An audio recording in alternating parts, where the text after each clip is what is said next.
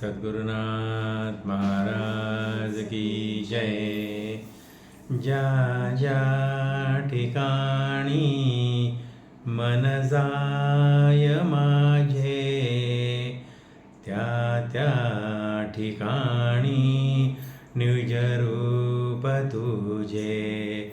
मी ठेवितो मस्तकच्या ठिकाणी, तेथे तुझे सद्गुरु पाय दोनी. गुरुर्ब्रह्मा गुरुर्विष्णू गुरुर्देवो महेश्वरा, गुरु साक्षात् परब्रह्म तस्मै श्री गुरवे नमः.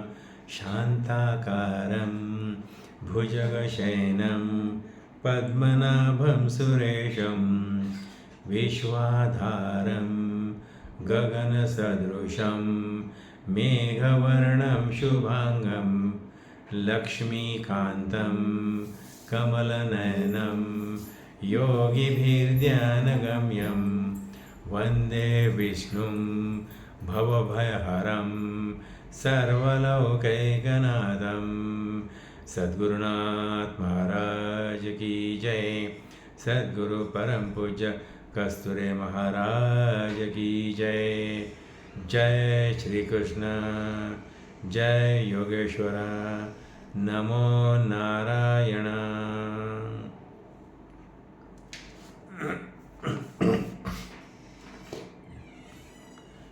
आपला आज 19वा अध्याय आपण घेत आहोत. श्री गणेशाय नमः. जय जयाजी गुरु समर्था, भाविका ते मोक्षदाता, अनाथनाथा कृपावंता, करुणाकरा दीनबंधो.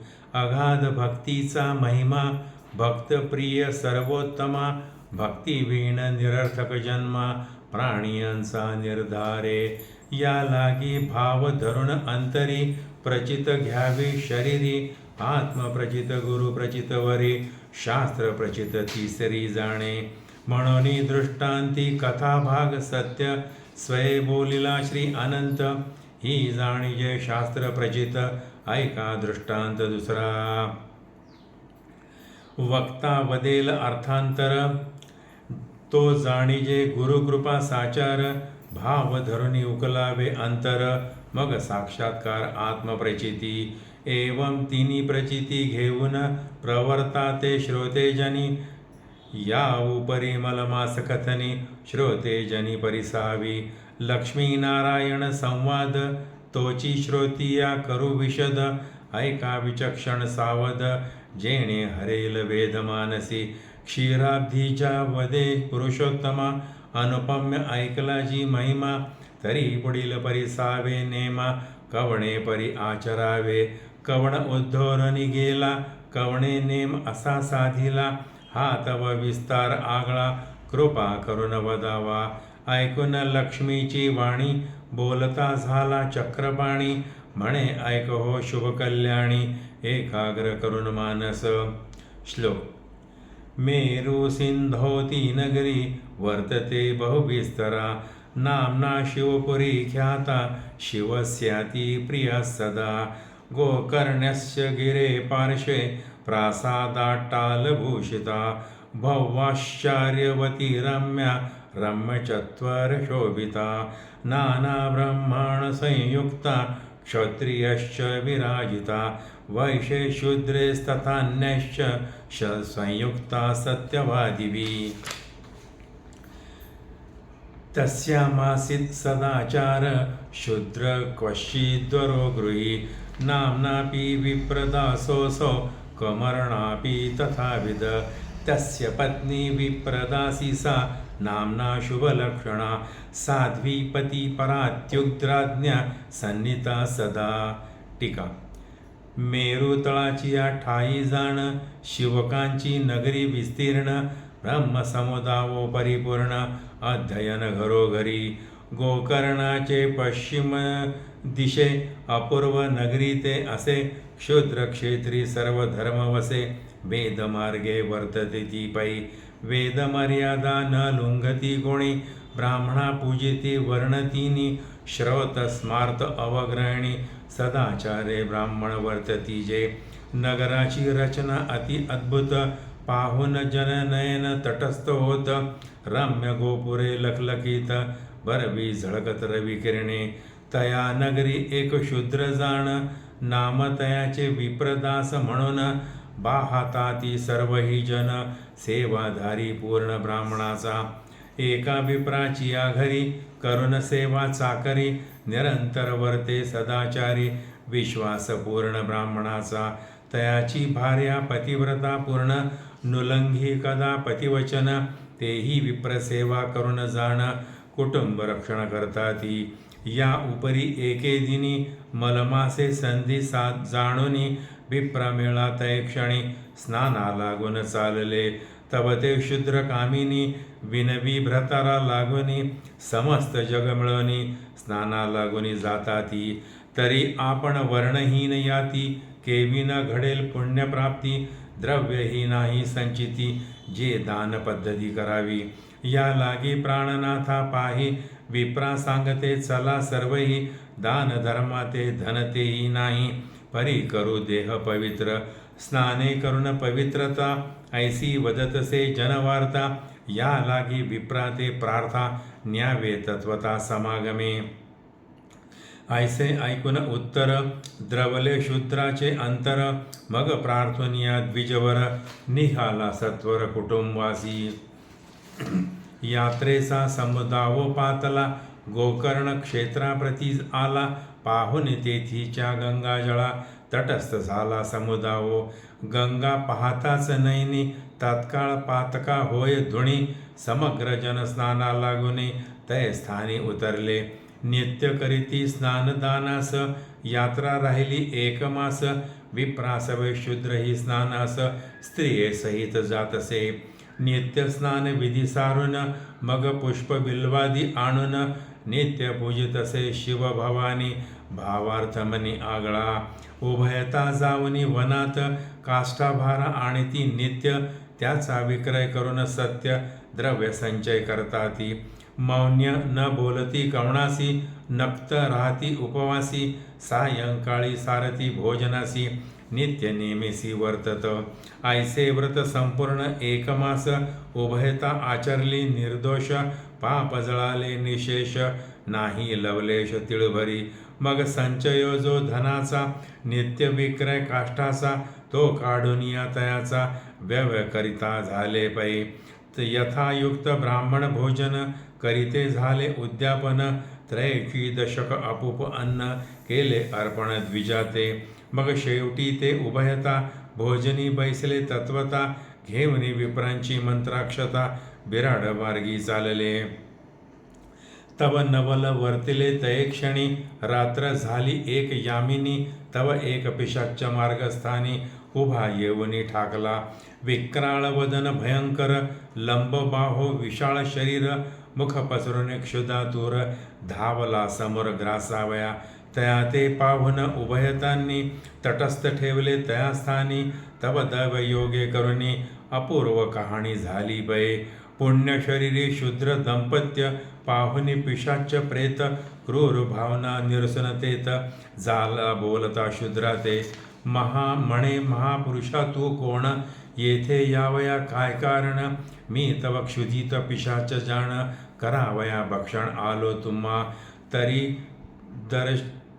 दर्शने समाधान पावन झाले माझे मन तू ते करिता संभाषण वाटे पावन होईन मी आजवरी या पर्वत शिखरी मी फिरत होतो वनांतरी वृक व्याघ्र नाना परे क्षुधाहारी इंडदसे परे क्षुधा न धाय सर्वता या क्षुदेत फिरे मी तत्वता तव दृष्टीस देखिले अवचिता विप्रदासा तुझ लागी तरी कृपावंता दयानिधी निरसी माझी भवव्याधी देवुनिया पुण्य औषधी भवभय व्याधी हारावी ऐकून त्याचे उत्तर शूद्र वदे तेव्हा प्रत्युत्तर म्हणे तू पूर्वी होतासी थोर ते सविस्तर निवेदी कवण पापा सव पाहे पिशाच देह लाधला आहे तो सांगे लवला आहे पुढे उपाय विचारू. येरू म्हणे ऐके स्वामी राजा, पूर्वी मी क्षेत्रज वंशी राजा. होतो पराक्रमी तेजपुंजा, शत्रू सहज पायातळी. सर्वांवरी दरारा पाहे, कापती सर्व ही राये. यवन मंडळी पाळी निर्भय, नाही भय पापाचे. पुण्यलेश नाही सर्वथा, स्वप्नी नेणे धर्मवार्ता. मार्ग पाडून तत्वता, वस्तू हरिमार्गस्थांच्या. परद्वार असंख्यात, मज घडले अपरिमित.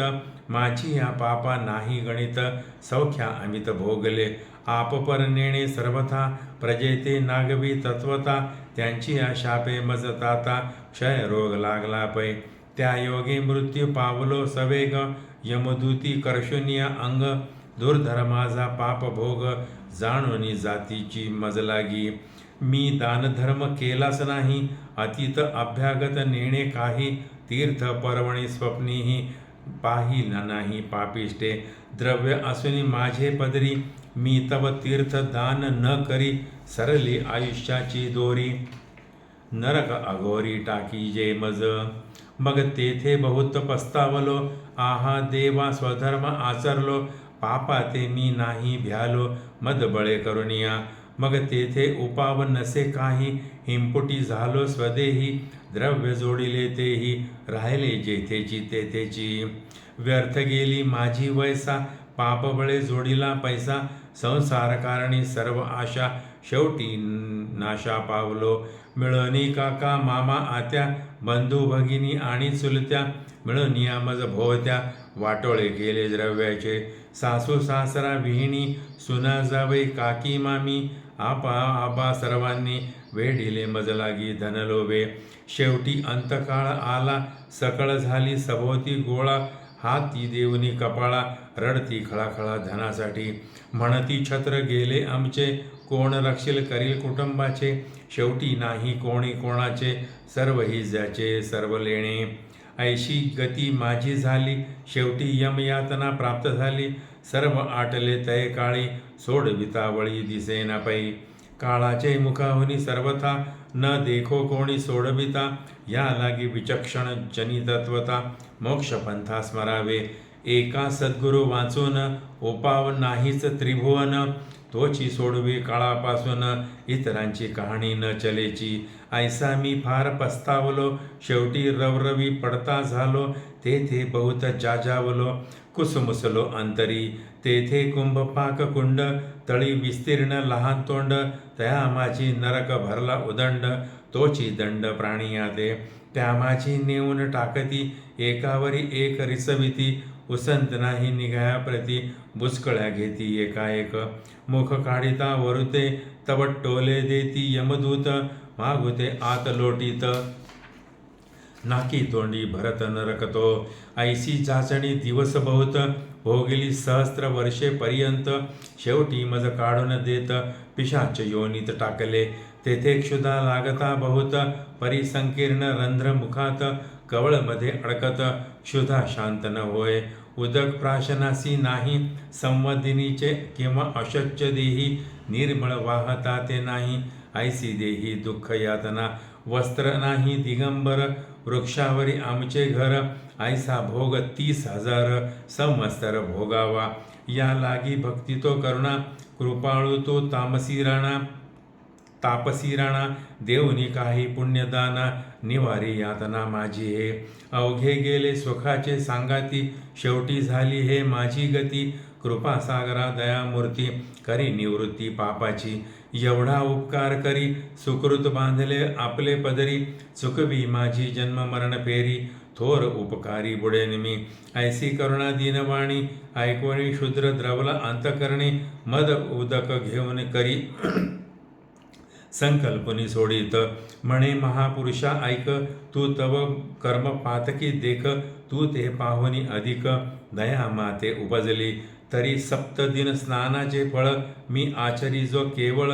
मल महात्म्याचे निर्मळ, ते हे जळ असे पै. या सप्तदिनाचे पुण्य करून, तुझे पाप क्षाळन. तात्काळ जाई उद्धरून, ऐसे म्हणून उदक सोडिले. ते उदक पडता प्रेत हस्ती, तेथे आश्चर्य झाले श्रुती. अवधारा हो परमप्रीती, महापातकी उद्धरला. तत्काळ दिव्य देह पावला, प्रेतभाव सर्व लोपला. तव अकस्मात देखिला घंटारव स्वर्गीचा. दिव्य विमान स्वर्गीहून तात्काळ उतरले तय क्षण. लखलखीत देवगण उभे येऊन ठाकले. पिशाच उद्धरला तात्काळ विमानी बसविला गेला ते वेळ. नेत्री पाहते झाले सगळं, म्हणती धन्य फळ स्नानाचे. मलस्नान अगाध महिमा, कृपाळू तो सर्वोत्तमा. धन्य या शूद्राच्या नेमा, केली कर्म अघटित. स्वय पुण्याचे दान केले, ऐसे कधी देखिले ना ऐकले. ऐसिया पापिया ते उद्धरले, अनुपम्य केले या शूद्रे. आश्चर्य करून सर्वांनी येऊन लागते शूद्रचरणी. जय जयकार गोकर्णे, प्रवर्तला आदरे. मग नानापरी दिव्यान्न, ठाई ठाई विप्रभोजन. होता पुराण कथा श्रवण, आनंद पूर्ण सर्वांते. ऐसा मलमास स्नान महिमा, निवेदिला श्रोतिया तुम्हा. जो कथिला सर्वभौमा, श्री विष्णू लक्ष्मी ते. तोची प्राकृत भाषे वैखरी, भरविला क्षोत्रियांचे कर्णद्वारी. न्यून पूर्ण तोच तरी, क्षमा मजवरी पैकी जे. मल महात्म्य अगाध महिमा, जेणे संतोष पुरुषोत्तमा. म्हणून धरिजे अतिनेमा, अनुक्रमे संपादावा. काही धन न लागता बहुत, फुकाचे पुण्य असे जोडत. या लागी साधावे हिताहित, हेची विहित सर्वदा. शेवटी कोणी कोणाचे नाही, एकटे पडणे लागे प्रवाही. धनधान्य ते सर्वही राही, जेथील तेथेची. या लागी करा काढाकाढी, साधा बापांनो लावड सवडी. जेणे सुटे काळाची ओढी, ऐसे तातडी करावी. इति श्री मलमास महात्म्य ग्रंथ, पद्मपुराणाचे संमत. मनोहर सुत विरचित, 19 गोडा. श्रीकृष्णार्पणमस्तु. इति 19.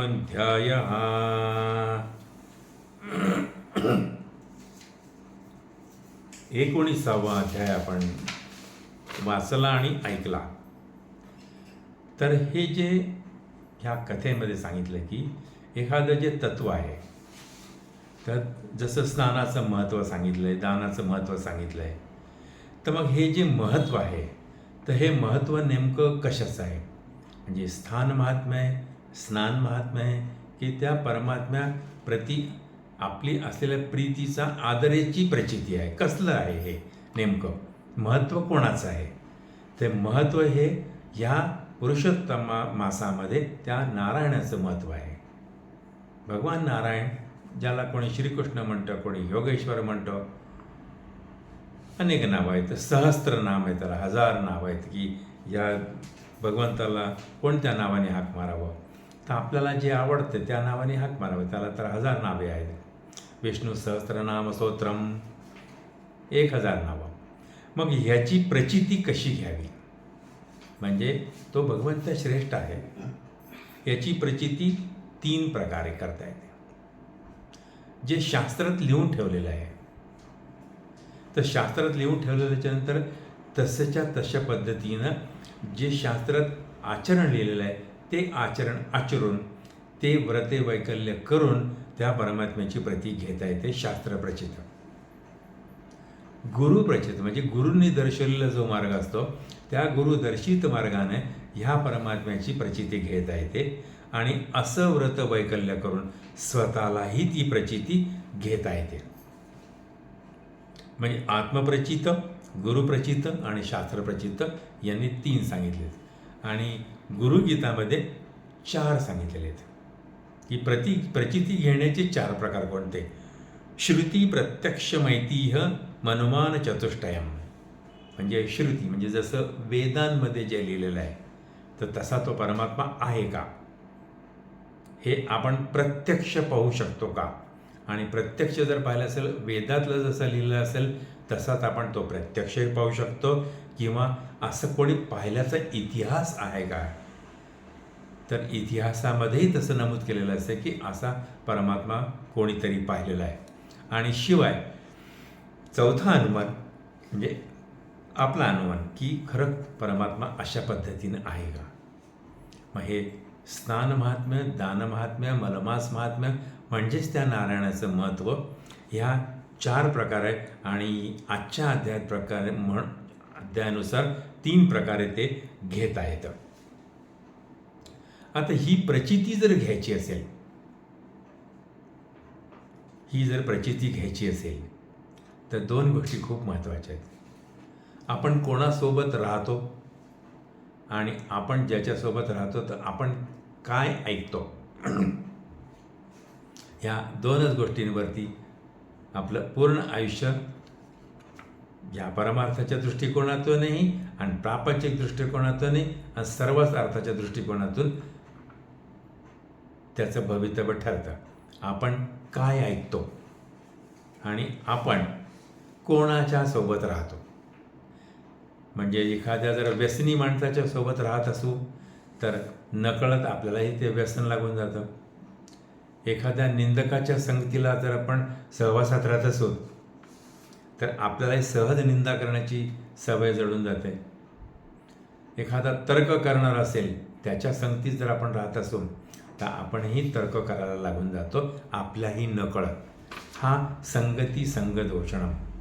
याच्या आधीच्या 2-3 अध्यायामध्ये ती संगत कशी असते आणि त्याचा दोष कसा लागतो.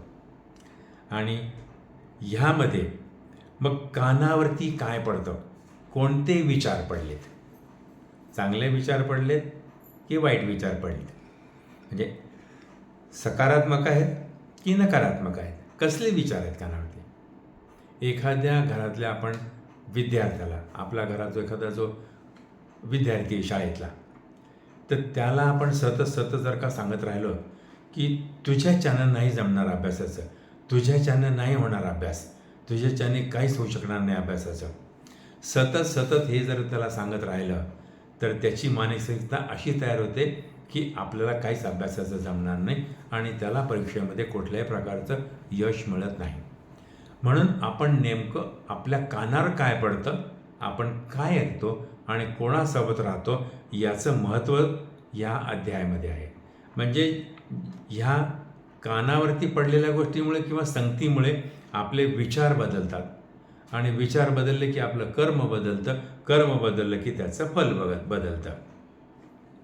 संगत ही जी आहे तर ही संगत ही जशी असेल तर ज्या माणसाची वृत्ती आणि ज्या माणसाचे विचार जसे असतील त्याप्रमाणेच ते आपल्याही मनावरती परिणाम करतात आणि त्यानुसारच आपले विचार बदलून आपले कर्म तसेच बनतात आणि आपल्याला फरकही तसाच मिळतो. ते फल जे आहे तेही तशाच पद्धतीने मिळतं जे श्रवण केले आहे ते आणि ज्याच्या संगतीत आहे ते. म्हणून प्रार्थना आहे, ओम भद्रं कर्णे शृणुयाम देवा. म्हणजे माझ्या कानावरती फक्त भद्र करणार म्हणजे कल्याणकारकच गोष्टी पडवत, दुसरं काहीच नाही. भद्रं कर्णे शृणुयाम देवा. असा याचं महत्त्व सांगत असताना की त्यांनी सांगितलं की एक गाव होतं, तिथे एक ब्राह्मण कुटुंब राहत होतं आणि तसेच त्या गावामध्ये सगळ्याच 4 वर्णाचे लोक राहत होते आणि विशेष म्हणजे ते सगळेजण आपापल्या धर्माचं पालन करत होते आणि सगळेही जण वेद वाक्याच्या पलीकडे नव्हते राहत. वेदात जे वाक्य लिहिलं आहे, शास्त्रात जे लिहिलेलं आहे त्याप्रमाणेच प्रत्येकाची दिनचर्या होती. मग तो ब्राह्मण असो, क्षत्रिय असो, वैश्य असो की शूद्र असो, सगळेजण त्यानुसारच राहत होते. अगदी आनंदाने गुणागोविंदाने राहत होते. असं त्या एकाच ब्राह्मणाच्या घरी एक विप्रदास नावाचा शूद्र, त्याची पत्नी हे त्या ब्राह्मणाच्या घरी राहत असत. म्हणजे इथे सेवा शब्द आहे तर त्या काळातला सेवा शब्द वापरलेला आहे. आताच्या काळात जर का पाहिलं तर त्याचा अर्थ होतो की विप्रदास हा सर्व्हिस प्रोव्हायडर होता, की ह्या ब्राह्मणाला जी सर्व्हिस पाहिजे ती सर्व्हिस प्रोव्हाइड करणारा होता, तो देणारा होता. असं म्हटलं, सर्व्हिस प्रोव्हायडर म्हटलं की मग तितकं वाईट वाटत नाही की जितकं तो क्षुद्र मग सेवा करणारा होता. असं म्हटलं की थोड्याशा शब्दामध्ये फरक पडतो आणि त्यानंतर मग मानसिक बैठक जी आहे, वैचारिक बैठक, ती थोडीशी बदलते. पण इथे सर्व्हिस प्रोव्हायडर म्हटलं तेव्हा शूद्राला जसं ब्राह्मणाने सांगितलं की बा पाणी घेऊन ये, तर पाणी आणण्याची ही सर्व्हिस आहे, तर तो ती सर्व्हिस ती द्यायचा. झाडून घे, ही सर्व्हिस आहे, ती सर्व्हिस आहे द्यायचा. अशा तऱ्हेनं तो तिथे सपत्नीक त्यांच्या घरातच राहत होता. आता ह्या गावातले अख्खे लोक वेदानुसार राहत होते. म्हणजे मग ब्राह्मणाचं जर घर असेल तर ते सगळे लोक वेद मंत्र म्हणजे स्नान संध्या करून वेदमंत्र वगैरे पठण करायचे. क्षत्रिय जे होते तर ते शेतीही करायचे आणि राज्याचं रक्षणही करायचे. वैश्य जे होते तेही स्नान संध्या करायचे, तेही वेदपठण करायचे आणि तेही आपली सेवा ती द्यायचे. मग ह्या चौथ्या वर्गातला हा जो सेवा देणारा वर्ग आहे याच्या कानावरती हे सगळे वेद मंत्र पडायचे. यांची इच्छा असो नसो यांच्या कानावरती ते मंत्र पडत असत आणि हा सगळा जो आचार विचार आहे याचाही प्रभाव त्यांच्यावरती होत होता. कारण संगतीत आपण तसं राहतो आणि जे ऐकतो त्यानुसार विचार होतात. आता ह्या ब्राह्मणाच्या घरी राहत असल्यामुळे त्यांच्यासारखेच आचार विचार ह्या दोघां नवरा बायकोचे झाले. मग त्यांनी ते पुरुषोत्तम मासाचं महत्त्व ऐकलं. मग पुरुषोत्तम मासाचं महात्म्य ऐकल्यानंतर त्या विप्रदासाची पत्नी म्हणाली की आपल्याही काही गाठीशी काही धन नाही, आपल्याला कोणी काही सांगणार नाही, पण आता हे सगळेजण जर सांगतात आहे तर मग यांच्यासोबत आपणही महिनाभर पुरुषोत्तम मासाच्या स्नानाला जाऊया आपण यांच्यासोबत. तर तुम्ही यांना विनंती करा. म्हणजे मग विनंती केली म्हणजे मग कसं की त्यांच्यासोबतच जाता येईल, तिथे राहता येईल आणि महिनाभराचं स्नान करून व्रतवैकल्य करता येतील आणि घरी येता येईल. याला पटलं ते किंवा खरंच की आपण जर काहीच करू शकलो नाही त्यांनी एवढं तरी करू. म्हणून त्यांनी त्या ब्राह्मणाला विनंती केली की महाराज आम्ही तुमच्यासोबत येऊ का? ब्राह्मण म्हणे मला काय हरकत नाही म्हणे तुम्ही आले तर. तिथे येऊन काय करणार आहे? नाही म्हणे आम्ही फक्त तुमच्यासारखं स्नान करणार म्हणे, बाकीचं आम्हाला काही मंत्र वगैरे काही येत नाहीत आणि मग थोडेफार तिथे कष्ट करून पैसे जमू आणि त्या पैशातून काहीतरी थोडंफार किडूक मुडूक आणून दान धर्म करू. मग ते ब्राह्मण म्हणा की तुम्ही जसं असेल तसं चला आपण जाऊ. त्यांच्यासोबतच हे महिनाभर तिथे गेले, महिनाभर तिथे राहिले, कोणाशी ते बोलत नव्हते, मौन राहिले महिनाभर. दिवसभर लाकडं विकायचे आणि ते पैसे जमा झालेले साठवून ठेवायचे, इकडे स्नान करायचं त्या नदीत जाऊन. महिनाभरात सगळं झालं. मग महिना संपला त्या दिवशी त्यांनी ते लाकडं विकून मुळी विकून जे पैसे आले होते त्याच्यातून त्यांनी ब्राह्मणाला यथायोग्य पदार्थ दिले, अनारसे दिले, वस्त्र दिलं, दक्षिणा दिली. आता हे सगळं दिल्याच्यानंतर मग त्यांनी ते सगळं झालं आणि उद्यापन झालं त्यांचं. संतर्पणही त्यांनी त्यांच्या पद्धतीने केलं आणि संतर्पण केल्याच्यानंतर मग तिथून ते निघाले आणि निघाल्याच्यानंतर रात्रीतून प्रवास थोडासा लांब होता, रात्रीचा प्रवास होता. तिथून आल्यानंतर अचानकच मध्येच त्यांच्या समोर एक पिशाच्च येऊन उभं राहिलं. कोणाच्या? या शूद्राच्या विप्रदासाच्या पतीपत्नीच्या समोर. त्याला पाहिल्यानंतर ते हे घाबरून गेले आणि घाबरल्यानंतर मग धीर धरून म्हणे की तू कोण आहेस, तुझा इतिहास काय ते सांग.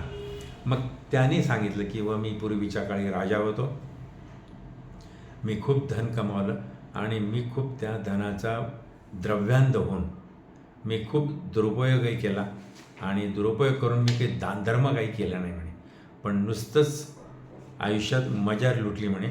आणि मग मला जेव्हा मृत्यू येत होता तर त्यावेळेस मग हे सगळं धन माझं घेण्यासाठी मी जे जमा करून ठेवलेलं होतं ते धन घेण्यासाठी माझे सगळे नातेवाईक म्हणजे त्यांनी यादी दिली की सासू सासरे बहिणी आत्या मामी काकी सगळे पुत्र कन्या पत्नी सगळे येऊन त्याच्या भोवती थांबले आणि त्याला सांगितलं की आता आमचं तू धन आम्हाला ते दे.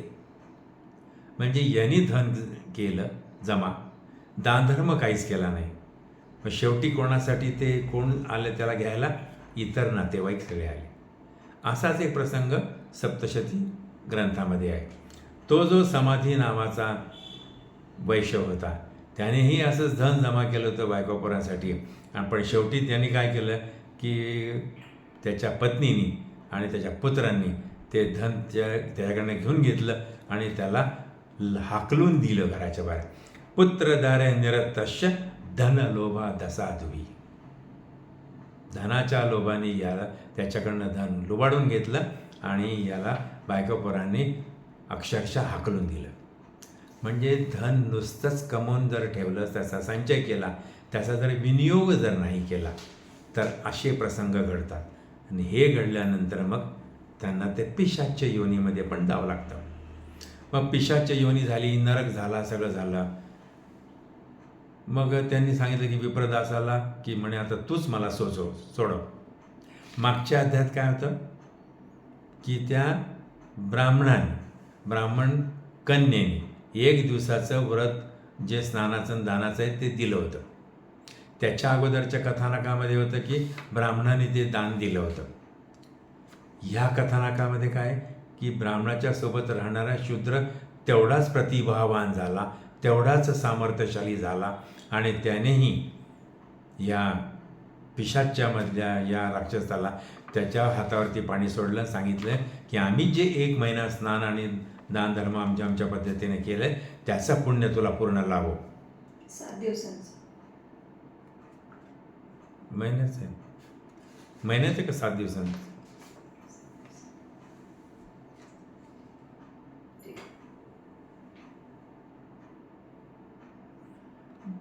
ऐकण्यात माझी किंमत एक माझे विसरून पडलं असेल की ते 7 दिवसाचं आहे की महिन्याचं आहे. तर पण त्याने जो ठराविक 1 मासाचं जे पुण्य आहे तर 1 मासाचं पुण्य त्याच्या हातावरती पाणी सोडलं आणि पाणी सोडल्याच्या नंतर त्या पिशाच्याला त्याचा उद्धार झाला, त्याला घ्यायला विमान आलं.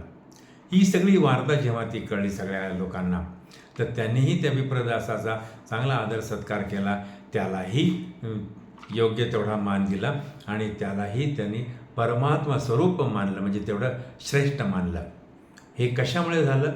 फक्त श्रवण काय केलं आणि संगत कोणाची धरली ह्यामुळे ते साध्य झालं. हे इतकं महत्त्वाचं आहे. म्हणजे संगतीत राहिल्याच्या नंतर तशी वृत्ती होते आणि वृत्ती झाल्याच्या नंतर मग एखादं व्रत किंवा नेम करण्याची इच्छा किंवा निर्धार होतो. आणि हे इच्छा किंवा निर्धार असा संकल्प ऐकल्याने किंवा ह्या संगतीनेच येतो. आणि तसं झाल्यानंतर हे जे व्रत आहे हे व्रतच फक्त कामी येतं. एरवी धन किंवा शरीराचं सामर्थ्य किंवा बलसामर्थ्य काहीही येत नाही. म्हणजे व्रतच फक्त ते तुम्हाला उपयोगी पडेल. हे जे चांगलं सत्कर्म आहे एवढंच कामी येईल, धन कामी येणार नाही.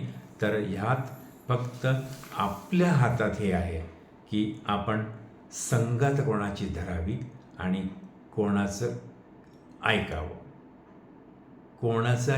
कोणाचं किती ऐकावं, हा महत्त्व सांगणारा हा अध्याय आहे.